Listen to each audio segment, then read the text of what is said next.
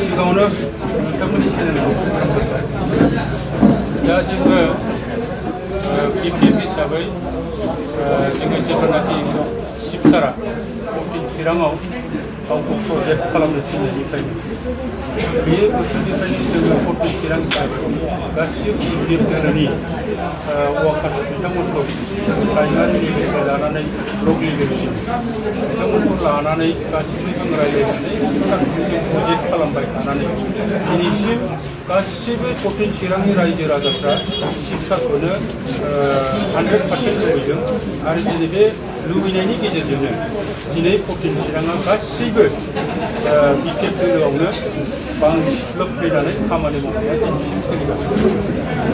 कटिन चिरां हिसाबैहाय राजनिति भाबैहाय बिपिएफ हिसाबै नोंथांमोननि पलिटिकल सिनारिया बा पलिटिकल दोहौआ माबायदि कन्डिशनाव दङ? निश्चय नोंथांमोनानो नुखाबाय जिहेतु नोंथांमोनानो चेनेलखौ सलायो हिसाबै बिभिन्न चेनेलनि गेजेरजों दिनैहाय खालि जोंनि कटिनावल' नङा जेसेबां बिटिसिनि समस्तिफोर दं बे समस्तिफ्राव जोंनि कटिनाबो गोग्लैयो दा बेखौ नाहरोब्ला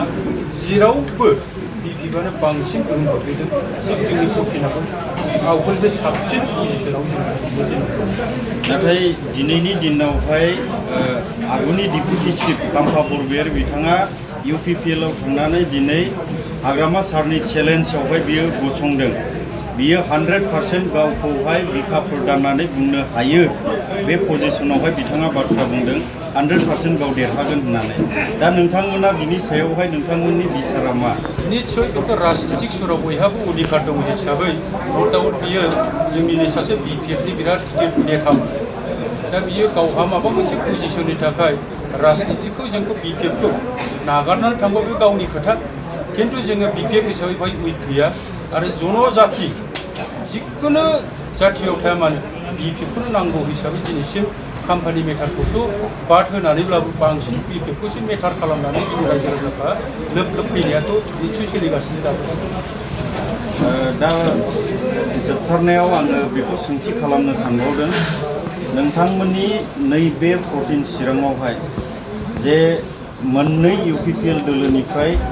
दिनै बिजाथि बहायनो नागिरदों थिग बेबायदिनो बिपिएफ दोलोनिफ्रायबो बेबायदि सोरखौबा जुदि बहाय हरमारोब्ला फाइनालि नोंथांमोननि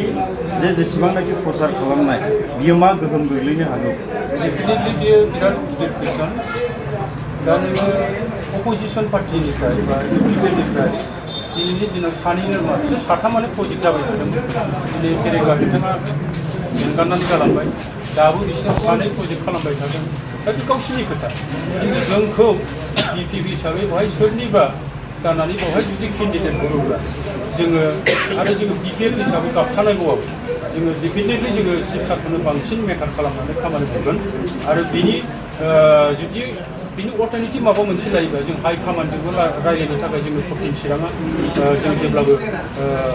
थागोन। ओंखायनो जोङो बे मेटाराव जोङो थाङालासेनो जोंनि अनलि फर कटिनाव शिबसारानो जोंनि थाखाय मोनसे केन्डिडेट हिसाबै प्रजेक्ट खालामखानायखाय जोङो दिनै बे लेभेलावनो थानानै दिनैसिम बे खामानिखौ मावबाय थादों। बेयाव बिथांमोननिसिम साबायखर थाबाय। दा जोंनो कन्टिनिउ मोनफ्रोमबो प्राइमारियाव जों हाबबाय थादों ओमफ्राय मोनफ्रोमबो प्राइमारिनि जि सिगनेल बेखौ जों ओरैबायदि वेलकाम खालामनांगोन दिनैनि दिनाव मोनफ्रोमबो प्राइमारियाव जइन आरो बे सिनारिया ओरैबायदि मोजां दाख्लै जे 13 थारिखनि सिनारि बेयावनो जों मोनदांदों बेवहाय 1200नि एबाब जइनिं जादों आरो दिनै मोनफ्रोमबो प्राइमारियाव जइनिं जाबाय थादों। जों दिनै दादगारियाव थांगोन बेवहाय 30 जन जोङो जइनिं मोन्दों। ओमफ्राय फैबाय थानाय समाव जेब्ला शिबसारा डिक्लेयार खालामगोन गाव हाग्रामा सारा गावनो दिनै नमिनेसन होनायनि उनाव 200नि एबाब जइनिं जाबावगोन। जों ओरैबायदि मोनसे सिनारि मोनबोदों दादगारि हिसाबै माने जिर' जानो थांगासिनो दादगारिया। दा बेफोर दृश्यखौ नायोब्ला मोनफ्रोम प्राइमारियाव दिनै खुनु इउपिपिएलआ बेवहाय खाथियाव गसंनो हाया आरो जों बुंगोन रोखायै हाग्रामा सारखौ जोङो 5,000 to 10,000 इजिलि जों देरहागोन डिफारेन्स। दा मोनसे कुइसन सार मोनसे समाव रन्जित बसुमतारी बिथाङा बुंदों बिपिएफ सरकारा जुदि नैबे दा रानिं सरकाराव जुदि फैयोब्ला थैनि बाना जागोन होननानै बुंदों आरो दा बिनि सायाव नोंथाङा मा फिननाय होनो लुबैयो? दा बिथाङा गावनि खुगायावनो गाव गब्रगासिनो दं बे माने खबसम्भ माने सिगाङाव जिखिनि मावबोदों जि बुंबोदों गावनि बिखायावनो गोलैबाय थादों आरो जि बुंदों बेखौ बियो डिफिनिटलि खालामनो हाया बियो जेब्ला जिरनाय लोगो लोगो थाखोमानो जायगा गावनो मोननाय नङा बे मालाबाबो जाया ओंखायनो आं लुबैयोबा बिफा लुबैगोन जोंनि गेजेराव बिदिनो मालाबाबो जाथाया जाफिननाय नङा आरो जानो नाङा दा प्रमद बर' बिथांनि इउपिपिएल सरकारा दा बिराद सान्थि फैबाय होनदों दा दिनै सान्थि रायजोखौ गारनानै जोंनि साफ्रोमबो रायजो राजाफ्रा दिनै माने हुलुस्थुर खारग्लुंबाय थानो गोनां जादों दा बेनि सायाव सारा मा बुङो बेथ' जों साननांगोन साफ्रोमबो रायजो राजा दिनै मिथिगौ सान्थि जादों ना असान्थि फारसेथिं सान्थि होनोब्ला बेखौ बुंनांगोन जोंनि ओनसोलाव गन्दगल खालामग्रा दिनै गैला रां डिमान्ड खालामग्रा पार्टि रावबो गैला गोदो गन्दगला सोर खालामोमोन जोंनियामोन 15 बोसोर जेब्ला बिपिबा राजनिति खुंदोंमोन बे समाव बिथांमोनहानोथ' दाबिदारमोन ना बड'लेण्ड बिग्रा एबसुआनोमोन बे समाव डिस्टार्ब खालामबाय बै समाव दावराव खालामग्राया दाबिग्रा बिथांमोनानोमोन दिनै बिथांमोना फैबाय हिसाबै जों सान्थि मोन्दों नंगौ खिन्थु फारसेथिं नायोब्ला जिखिनि खामानि दामानि डेभेलपमेन्टेल स्किमफ्राव जिर' असान्थि जाबाय हा हुनि खेत्रआव फांसननि खेत्रआव बिथांमोना असान्थि खालामबाय ओंखायनो जोंनि बिटिसि बाखि रायजोफ्रा जिखुनु जे रायजो राजा थाया मानो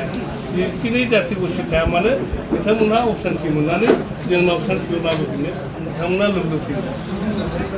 दा दिनैनि दिनाव साफ्रोमबो जोंनि बर' रायजो राजाफ्रा माने बे असान्थि रायजो माने प्रमद बर' बिथांनि सुइजारलेण्ड रायजोआवथ' थाला होनना बुजिबाय दा फैगोन समाव बिथांमोना खिन्थु सरकाराव फैगोन होनबाय थायो दा दिनै बेनि फारसे नोंथाङा मा बुङो बेथ' खोब लासिंसिं आरो मिनिथाव दा बिथांमोना मालाबाबो जेननायखौ लाया मोनसे समाव जोंहा इउपिपिएलनि गाहाय नेहाथारि राजु नार्जारि बिथाङा होनबाय सासे देरहाबाबो गभर्नमेन्ट दायो बे जागोन नामा नोंथांमोनावसो आं सोंफिननो लुबैदों आरो समाजा मिथिगौ जे जोंनि बिटिसिआव 40टा समष्टि दं बेवहाय जायहा 20नि बांसिन मोनगोन बिसो एबसुलेट मेजरिटि मोनना गभर्नमेन्ट जागोन सासे मालाबाबो दाया आरो बिथांमोननि जे सिन्था धारना बे मालाबाबो जाफुङा आरो बे नङा